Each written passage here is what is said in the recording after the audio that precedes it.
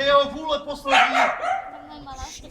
Jsem zvědav, co v ní psáno, však iluze si nedělám. Byl lakomec, jak známo. Ne, to nemůže být pravda. Já nevěřím zraku svému. Já už to nechci. Vše, co vlastnil, odkázal mi, sluhovi nehodnému, Grácia, signore Pantalone, Grácia. Pojď.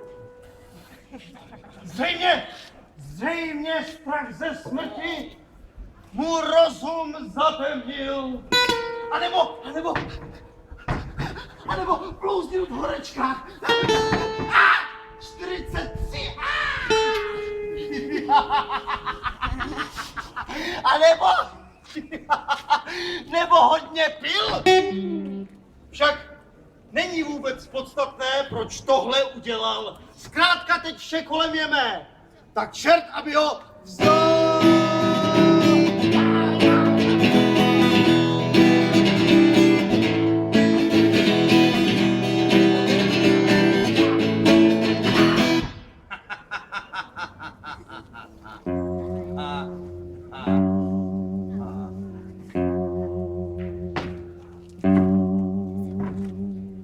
Příteli, jsem zde správně v taverně u Pijavice?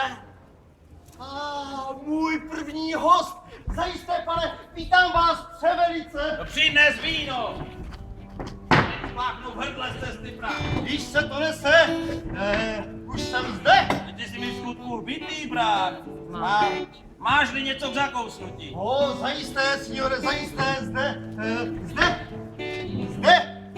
Dnešní menu nahlédnutí podporu, signor. Opravdu dnešní? Dnešní menu. Bravo, signor. A solný blud, ty spouhý kuchařem! Skončeme sportem malicherný a ven! Zde nepatří ti zhola! Ale zhola nic! A tam jsou, počkej, tam jsou dveře, pane Znema, no tak tam je vaše, ale, tak tam jsou dveře, pane Znema, nic. Vidím, že nic si nepochopil. Jako bych mluvil do dubu. Mám nápad. Jo? Mám nápad, jak vyřeším vše. Ty máš nápad, já mám problém. Proč máš pořád problém? Ne, vyřešen, dívej. No, to je nehodno, to je takový. Já mám mnohem lepší nápad. Vážně? Mnohem. To je práce. Já nespíjam.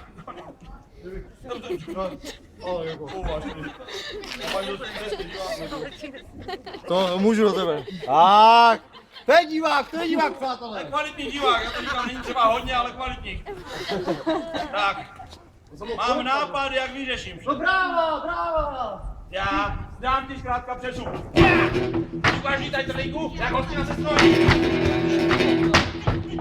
A tu spěnu. Una momento. Ne. Tam, moment. Co to je? Ne, co víš, co tady tenhle. Frňáko mio!